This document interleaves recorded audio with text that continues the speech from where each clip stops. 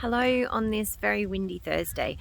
I am sitting out in my garden trying to enjoy the last of the sun for today. The sun is quite nice and warm, but the wind is pretty cold, so we'll see how long I last out here. It might get a little loud with the wind itself. I hope that that's not too annoying.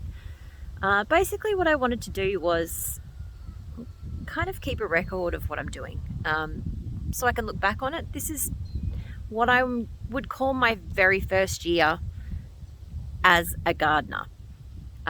This is my maiden voyage growing anything more than some potted herbs or a bought tomato plant. So I wanted to kind of keep track of what I'm doing, what I'm trying, what's working, what's not working, what varieties of things that I like. I've never had heirloom varieties of pretty much anything before. It's always been the store-bought stuff and nothing else. No one I really know or have been around is a gardener. I don't ever remember my mum growing more than a couple of herbs and maybe a store-bought tomato. So I'm not from a line of gardeners. My grandmother grew roses and she has some other flowers, but that's about it. More ornamental gardens than anything. So I'm sort of breaking the mold in the family, and I have moved into the country, about 2 hours from pretty much anywhere in the South Burnett in Queensland. I'm getting used to having actual seasons because we've spent like 25 years, nearly 30 years in the tropics. So being cold was a new thing over the last couple of years. Getting used to it. Anyway, I thought I would sit down while it's still relatively nice outside and hope that I could keep track of where I am and what's going on and how I'm doing things. So I might turn the camera around to show you, me, I don't know, whatever. So the last video I was sitting up at that table doing my planning and having my coffee. The temperature was a much nicer day that day, to be honest. It's a bit chilly now, but it is the middle of winter, so you know it's probably in the low teens right now. The feels like would be anyway. So I was sitting up there doing that, and I was looking down onto this space that I'm sitting in right now, and I was planning and dreaming and hoping, and I've been watching a ton of YouTube videos for about 2 years. I've been pinning things on Pinterest for probably even longer than that about dream big veggie gardens. I've always really wanted a big veggie garden, and I've been compiling these ideas about what it is that I want. And so yeah, I've been rearranging what I want to do. At the moment I'm thinking I'm going to get a few more of these beds just because they're easier than building beds from scratch. The dream was to build some really long timber, like reclaimed timber and reclaimed tin beds, but I have some of these. They're quite cheap, so I'm going to get some more. So there'll be 3 rows of 10 at the moment of the raised beds just to start off with, and then in-ground beds around it. I wanted to kind of share how I'm doing the in-ground bed and the first couple of beds. So it'll be a small section of in-ground bed and the first couple of raised beds, how I'm filling them. It's more an experiment because I don't really know what I'm doing. So I don't know if it's going to work. I've got quite heavy clay soil, and there are a few things that I have read that you can do to remedy that. One of them is compost, mushroom compost specifically. So last week I bought quite a few bags, a lot of mushroom compost. I've already used a fair bit of it. It's this beautiful, like, this is a little dry because it's been covered, but like it's this beautiful, you can see it, just amazing. My brain is not working for the words right now, but it's just what's left over from growing mushrooms from a mushroom farm. So it's got this mycelium, that's the word. The white stuff is not mold, it's mycelium, and that is life. So I want that in there. It smells like mushrooms, it's awesome. So what I've done for the in-ground bed is I've just opened up the soil a little bit with a fork and then placed some cardboard, like I've double layered it, cardboard down, I've pulled all the tape off of it,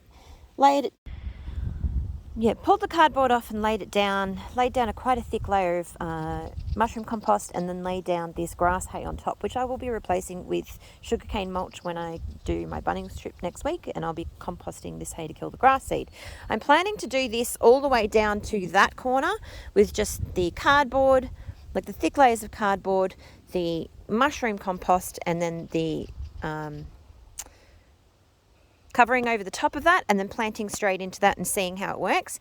And then from here on, I plan on going down that way and doing similar, but I have a proper soil hot compost coming next week. I'm getting that delivered. And I'm planning to mix the mushroom compost in with some of that, and I'm getting another load of garden soil delivered. I had a load of garden soil delivered a few months ago, and it just needed a little more organic matter in it. It's good enough. It just needs some extra help. So I want to mix all of those together and then use that as my base mix, and then let it sit for a couple of weeks before I actually start to plant into it, so it's got a chance to settle before I'm actually planting into it. I wanted to show you how I'm filling these beds up. So that bed's done. I've got a couple of little starts in it, but it starts like this. So in the bottom of this, I've got cardboard there again, just like the in-ground bed.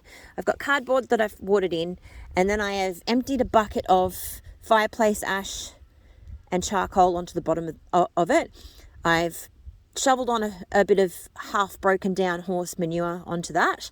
I've then emptied a good 2 buckets worth of household compost kitchen scraps on top of that. They'd already started breaking down in the house, so they were getting a little funky.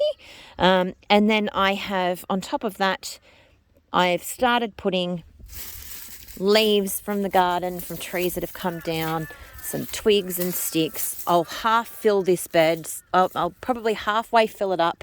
So it's halfway filled up like this. And then I'll go ahead and I will do the same thing as I've done with this bed, which was put 2 bags of the mushroom compost on top, and then what equates to about a biscuit of hay. So it'll be swapped over for the sugarcane mulch when that gets delivered. My reason for doing that is because soil is probably the most expensive thing about setting up a garden that I've found. And I've seen people fill their garden beds up similarly. It's kind of a variation of hugelkultur, I think it's called, where you basically compost in a mound with like trees and sticks and stuff like that. And I've seen people in bed compost before and thought that was a cool idea. I've seen people for composting absolutely everything. I've seen people against composting, like dairy and meat and things like that. I'm figuring I'll give it a go, see how it goes. Putting meat in the beds, like in your compost, I think if I'm burying it deep enough, if I'm doing it in bed, if it's right at the bottom, then it's got plenty of time to break down. That's what the soil is made up of anyway. So can't hurt, I suppose. And it also stops wastage by composting our everything, if I can. I've also got like bits of paper and, paper wrapping and stuff like that that's not got plastic coating on it and stuff like that as well that's going in there too.